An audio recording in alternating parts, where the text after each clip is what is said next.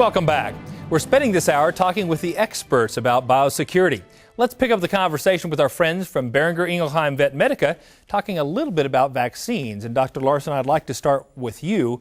From a biosecurity standpoint, which diseases should we be thinking about vaccinating for? Well, there are a lot of diseases that we don't really have vaccines for. But the good thing is some of the most important reproductive diseases that we've talked about today do have effective vaccines. So when we talk about setting up a vaccine protocol for a herd, we're generally talking about the viral diseases that can cause abortion, such as IBR, infectious bovine rhinotracheitis, and BVD, bovine viral diarrhea. So those two viruses are important because they can cause abortions in cows, and we want a good herd immunity to those viruses. We've also got some bacteria that can cause some reproductive losses, particularly leptospirosis and vibriosis.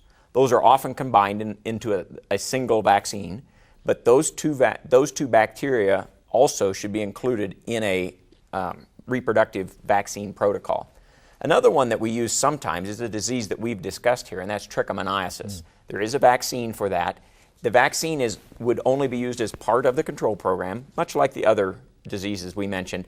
So it may or may not be implemented depending on the risk of the herd that you're working with. So those are a number of the diseases that we have good effective vaccines for, and that are really, there's two things we're trying to do with these vaccines. One is just raise the herd immunity to a level where really there's very little chance for an outside pathogen to get a foothold. The other thing is we also just talk about those individual animals. We want each individual animal to develop a good immune response so that if they're exposed, they can quickly deal with it, maybe not lose that pregnancy, maybe not abort, but be able to deal with that infection in a rapid enough manner that we don't have problems. Dr. Devin, talk to us a little bit about the timing of these vaccines. Yeah, we think about how rapidly animals might respond, but probably what's more important is that we have our maximum immunity at the time that we have the greatest risk for pregnancy loss. So for instance, if we're talking about leptospirosis, it depends on which lepto we're talking about. Leptohargia is primarily early embryonic death, that pregnancy loss. So we want to have that immunity early in gestation. The other leptos tend to cause abortion a little bit later.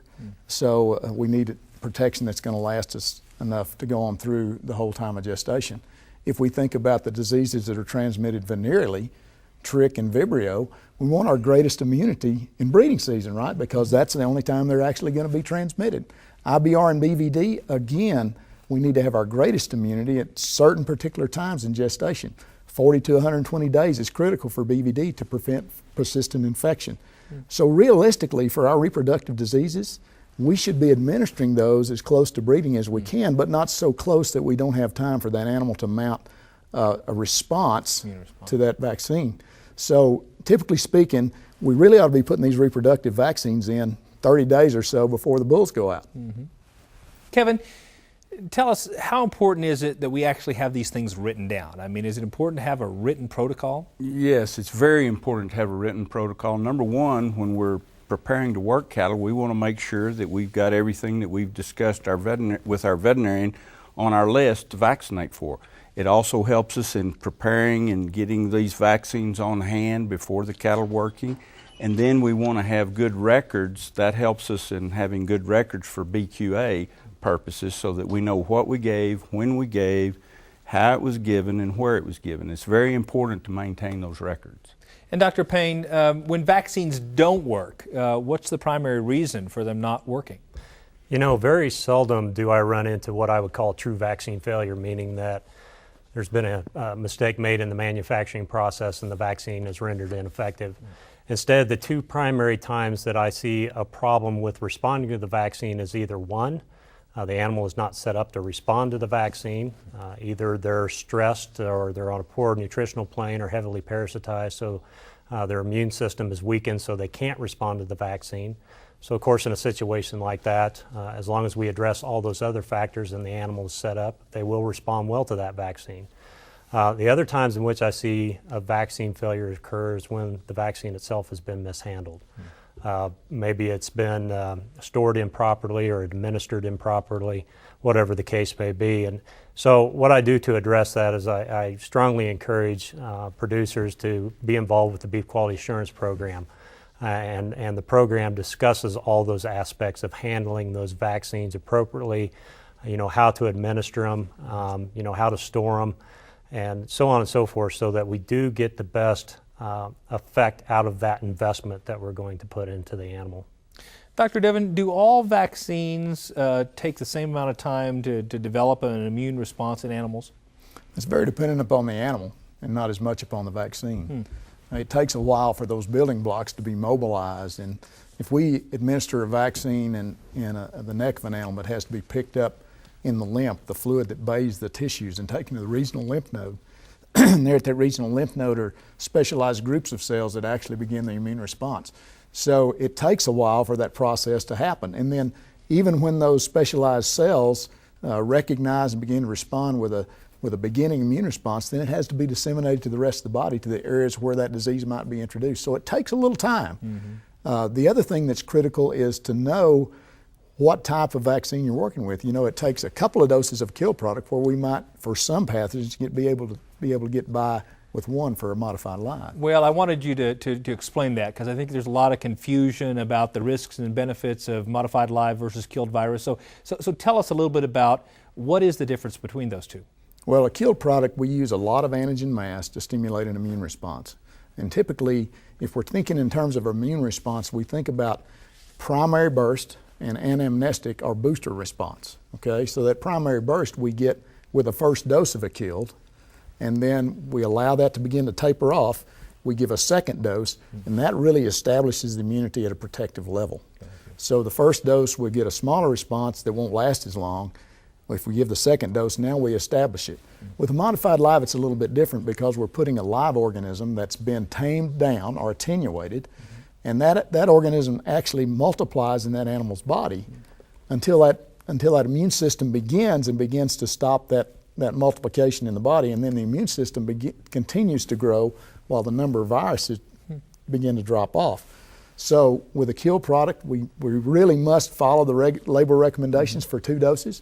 And for the modified live, we need to read those label directions as to timing and using them safely. We don't want to give a modified live under conditions that are not specifically spelled out on the label. Always, before you begin to use a modified live, particularly in pregnant animals, have a good, frank discussion with your veterinarian. Know that you know what's on the label and do it correctly. You mentioned a good, frank discussion with your veterinarian. Dr. Payne, I'd ask you, how important is it that we work together with our veterinarians in developing these protocols? Sure. As an extension veterinarian, one of the things that I do is travel around Missouri and do programs for producer groups. And probably one of the more common topics that I talk on is vaccination protocols. But I always begin that program by telling whoever I'm working with that, really they need to sit down with their local veterinarian and develop that vaccination protocol for their particular operation. And that's because that local veterinarian has a far better understanding of the diseases that are common to the area, as well as they understand how things occur in the operation or how processes occur. And so that local veterinarian can make a vaccination protocol that is tailor-made for that particular operation, whereas I, as an outsider, I don't have that knowledge to do so. Inside, that's helpful. Yeah. Kevin, you work with a lot of folks down there in Texas, and I guess I'd just ask you, what other thoughts would you offer relative to what we can do to make sure our vaccines are most effective? Well, it's absolutely imperative that we give those vaccines a chance to work. And what I mean by that is that we put it in an animal that's going to respond, that we put it in a healthy animal that's had good nutrition, a good mineral, micronutrients, things like that. The animal needs to be hydrated, and we need to keep the stress down. Stress is a big problem when we're utilizing vaccines, and how effective the vaccines are. If there's been a really stressful situation right before processing or working, that can really lower the effectiveness of the vaccines, and we don't want that. So those are all things that we need to consider when we're administering our vaccines, and to give those vaccines a chance to get us the maximum protection that we need to keep our problems down. Very good. Well, you've given us a lot of great information and some very pragmatic tips to follow. Thanks so much for being with us today. Just ahead, we'll get some final thoughts from our panelists. But first, a few words of wisdom from our good friend, Baxter Black. Stay with us. We'll be right back.